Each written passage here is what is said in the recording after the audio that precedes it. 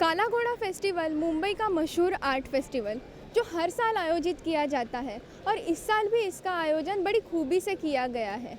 अगर कला या आर्ट की बात करें तो वो सिर्फ नाच, गाना या नाटक तक ही सीमित नहीं है। यहाँ पर कई ऐसी कलाकृतियाँ हैं जो लोगों को आकर्षित कर समाज प्रबोधन कर रही है और साथ साथ ही आधुनिकता के दुष्परिणामों को भी उजागर कर रही है।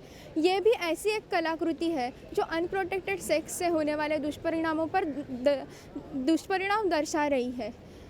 इस कलाकृति के माध्यम से कलाकार ने एक अहम सामाजिक मुद्दे पर रोशनी डाली है, यानी कि HIV एड्स। अगर HIV एड्स की बात करें तो वो उसके फैलने के कई कारण हैं, पर अनप्रोटेक्टेड सेक्स उनमें से एक अहम कारण है। रफ्तार भरी ज़िंदगी और लोगों की बदलती हुई मानसिकता कहीं ना कहीं इसके लिए ज़िम्मेदार है। अगर आंकड़ों पर भी नज़र डालें तो भारत में 1.4 से 1.6 मिलियन लोगों को HIV अपना शिकार बना चुका है। आइए जानते हैं इस कलाकृति के बारे में उसी के कलाकार से। हमें इसके बारे में कुछ ज़रा ज़्यादा जानकारी दीजिए। मैं नितिन कुंभार, मैं पुणे से हूँ। मैं एक स्कल्पचर आर्टिस्ट हूँ और दिन ब दिन अपने वर्ल्ड में HIV का बहुत सारा प्रमाण बढ़ते जा रहा है। तो मैंने सोचा कि ऐसे ही कोई एक स्कल्पचर ऐसे बनाऊँ जिससे लोगों को समझ सकता है कि अनप्रोटेक्टेड सेक्स क्या होता है। तो मेरे स्कल्पचर के माफिक मैंने ऐसे ही दिखाया है कि जो अनप्रोटेक्टेड सेक्स करते हैं HIV पॉजिटिव हो सकते हैं। Okay, thank you. इन्होंने इस कलाकृति से लोगों को मैसेज दिया है कि life is precious, so stay safe in bed. बात तो सही है, ज़िंदगी अनमोल है, तो आपके अपने ज़िंदगी से जो कुछ भी आपको करना है उसे सोच समझकर और सावधानता से कीजिए, क्योंकि ये ज़िंदगी आपको फिर से नहीं मिलेगी। खैर, ये तो बात हुई शारीरिक व्याधियों की, पर समाज में कई ऐसे मुद्दे हैं जो अहम मुद्दे हैं। सामाजिक प्रगति और वैज्ञानिक प्रगति दोनों साथ साथ चलती है और सामाजिक प्रगति के लिए वैज्ञानिक प्रगति एक अहम भूमिका निभा रही है। वैज्ञानिक प्रगति ने लोगों को कई अच्छी चीज़ें दी है, पर साथ साथ ही कई ऐसे अहम मुद्दे दिए हैं जिससे आजकल लोग छुटकारा पाना चाहते हैं, और उनमें से ही एक है ध्वनि प्रदूषण। आजकल कोई भी सेलिब्रेशन विदाउट लाउड स्पीकर हो नहीं सकता, या आप कह सकते हैं कि सेलिब्रेशन लाउड स्पीकर के बिना अधूरा है। साथ साथ ही गाड़ियों के हॉर्न, पटाखे और लाउड म्यूज़िक इसमें और ध्वनि प्रदूषण को और बढ़ावा दे रहा है। इन सब से लोगों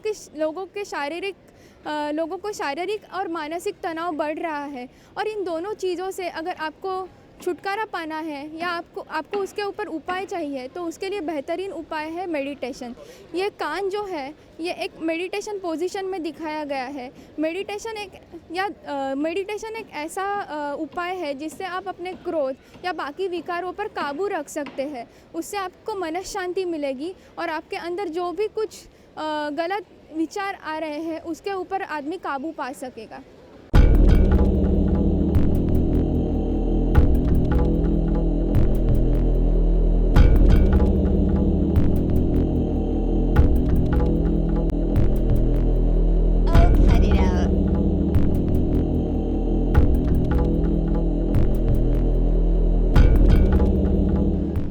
ध्यान धारणा का संदेश देने वाली कलाकृति हम यहाँ पहले ही देख चुके हैं, पर अगर ध्यान धारणा की बात करें तो ध्यान धारणा का प्रतीक यानी कि गौतम बुद्ध वैदिक काल के अंत में सामाजिक उथल पुथल से जूझते लोगों को उन्होंने ध्यान धारणा से प्रेरित किया और अंतर शक्ति जगाने का संदेश उन्होंने दिया, और ये कलाकृति भी वही दर्शा रही है।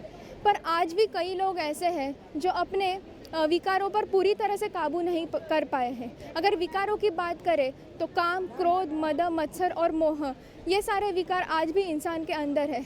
और मोह की बात करें तो पैसे का मोह भ्रष्टाचार को बढ़ावा दे रहा है। आज भी समाज में भ्रष्टाचार पनपता नज़र आ रहा है, और ये कलाकृति अंडर द टेबल, ये अनोखी कलाकृति भ्रष्टाचार को उजागर कर रही है। यहाँ फिर भ्रष्टाचार कहीं भी हो, किसी भी स्तर पर हो, ये कलाकृति खुलेआम होने वाले भ्रष्टाचार को दर्शा रही है। काम कितना भी बड़ा हो या छोटा हो, घूस लेना तो मानो आम बात हो चुकी है। और अगर इन सब पर काबू पाना है तो यहाँ पर जितनी ही संदेश देने वाली कलाकृतियाँ हैं वो इन सब चीज़ों पर काबू पाने का संदेश लोगों को दे रही हैं। अगर इंसान अपने विकारों पर काबू पा सके तो वो एक स्वस्थ और सशक्त समाज का निर्माण कर सकता है। वो खुद भी खुश रह सकता है और लोगों को खुशियाँ दे सकता है। और जो ऐसे ही इंसान का यहाँ पर स्टैचू दिखाई दे रहा है, वो अंदर का हैप्पीनेस लोगों को दिखा रहा है। तो ऐसा इंसान खुद भी खुश रहेगा, खुद जिएगा, लोगों को भी जीने देगा। अपनी संस्कृति में भी यही कहा गया, जियो और जीने दो। कैमरा पर्सन राजेंद्र के साथ मैं अदिति बेड़ेकर, MRSC मुंबई।